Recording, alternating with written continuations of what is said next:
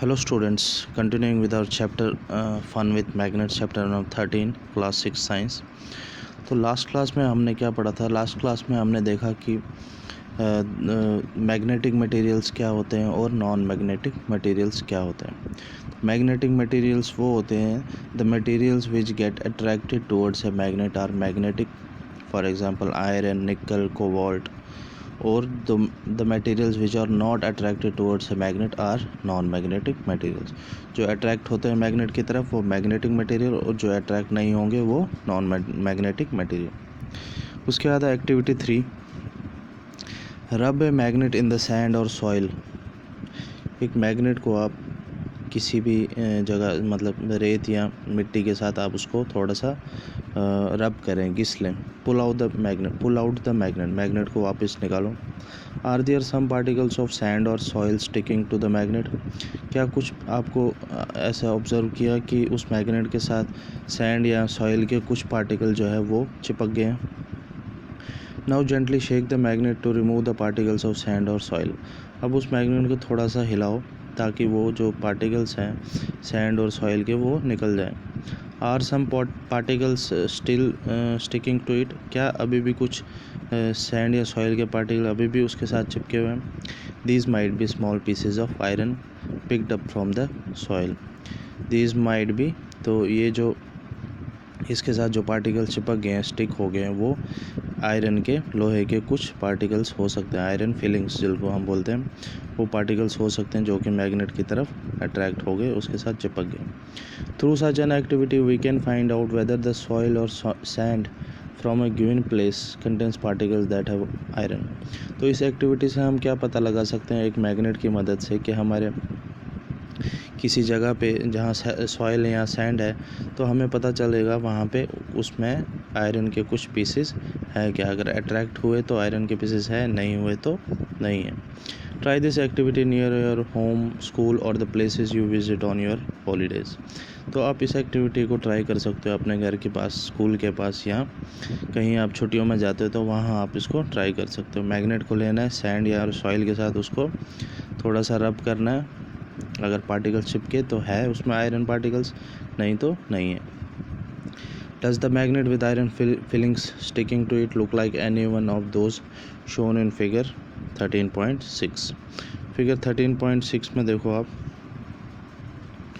इसमें 3 magnet types हैं, ए, B और सी। ए पार्ट में आप देखोगे कुछ मैग्नेट, कुछ पार्टिकल जो हैं वो बहुत ज़्यादा स्टिक हुए हैं मैग्नेट के साथ। एंड पोर्शंस पे देखो आप, जहाँ ब्लैक ब्लैक दिख रहा है आपको, ये पार्टिकल्स हैं आयरन के जो चिपके हुए हैं। बी में थोड़े से कम है और सी में बिल्कुल भी नहीं है। Magnet with money iron filings, A part. Few iron filings, कुछ आयरन की फिलिंग चिपकी है, वो बी पार्ट में है। और कुछ भी नहीं आयरन फिलिंग चिपकी है मैग्नेट के साथ, वो है सी पार्ट। तो उसके बाद टेबल है 13.2, magnet rubbed in sand, how many iron filings. तो आपने सैंड के साथ मैग्नेट को रब किया, उसको घिसा सैंड के साथ या सैंड में उसको छोड़ दिया, तो कितनी आयरन फिलिंग्स उसके साथ स्टिक हुई। आपको ये टेबल बनाना है। Name of the location, colony, town, city, village, जहाँ भी आपके।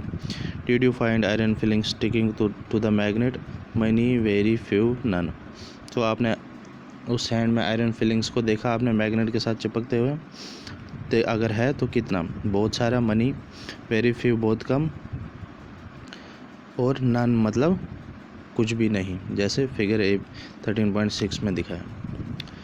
तो उसके बाद है poles of magnet. We observe that iron fillings if they are present stick to a magnet rubbed in the soil. Did you observe anything special about the way they stick to the magnet? तो हमने अभी तक क्या देखा कि iron filling, जो iron के particles है, अगर वो सैंड या सॉइल में प्रेजेंट है, अगर वो है तो वो एक मैग्नेट के साथ चिपक जाते हैं जब हम मैग्नेट को सॉइल में रब करते हैं। तो आपने क्या ये ऑब्ज़र्व किया है कि वो किस तरीके से उस मैग्नेट के साथ चिपकते हैं? तो एक्टिविटी 4 हम देखेंगे।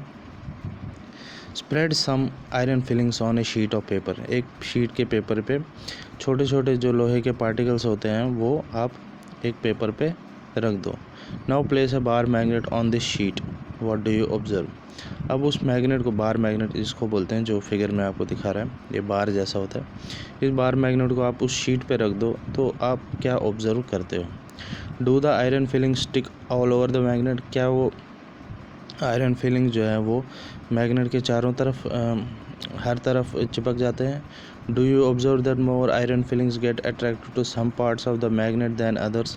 क्या आपको लगता है कि जो आयरन फिलिंग्स हैं, आयरन के पार्टिकल्स हैं, वो मैग्नेट के किसी पर्टिकुलर पार्ट में या किसी एक ख़ास हिस्से में ज़्यादा चिपकते हैं?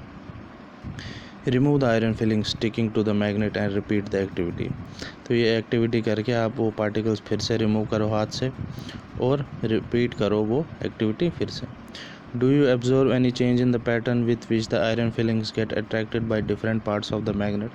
क्या आपको पैटर्न में चेंज दिखता है कि जिस हिसाब से आयरन पार्टिकल्स उस मैग्नेट के साथ चिपकते हैं उसके डिफरेंट पार्ट्स के साथ?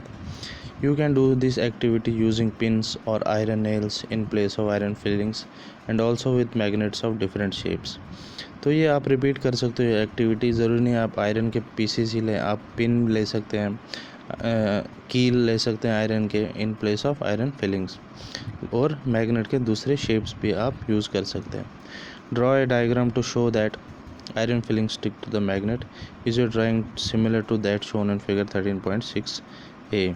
तो एक ड्राइंग बनाओ जैसे वो अटैच होते हैं, स्टिक होते हैं आयरन नेल्स हैं जो भी मैग्नेट के साथ। तो क्या वो डायग्राम आपकी फिगर 13.6a जैसी ही है? We find that iron fillings are attracted more towards the region close to two ends of the bar magnet. तो हमने क्या देखा, ये जो मैग्नेट के जो एंड्स होते हैं वो जो है मैग्नेट के साइड पे ही, जो उनके साइड के जो पार्ट्स होते हैं, एंड पार्ट्स होते हैं, वहीं पे ज़्यादा अट्रैक्ट होते हैं, फिगर में आप देख सकते हो। तो ये क्यों होता है? क्योंकि जो मैग्नेट के पोल्स होते हैं वो एंड्स पे ही होते हैं, ना कि उस मैग्नेट के बीच में होते हैं। तो जिसकी वजह से इसमें जो आयरन के पार्टिकल्स हैं वो मोस्टली जो मैग्नेट होते हैं उसके एंड पे ही चिपक जाते हैं। तो ये प्रैक्टिस आप घर पे भी कर सकते हो। आप एक्टिविटी करोगे तो आपको समझ में आ जाएगा कि कैसे अट्रैक्ट होते हैं आयरन पार्टिकल्स। बाकी हम देखेंगे नेक्स्ट क्लास।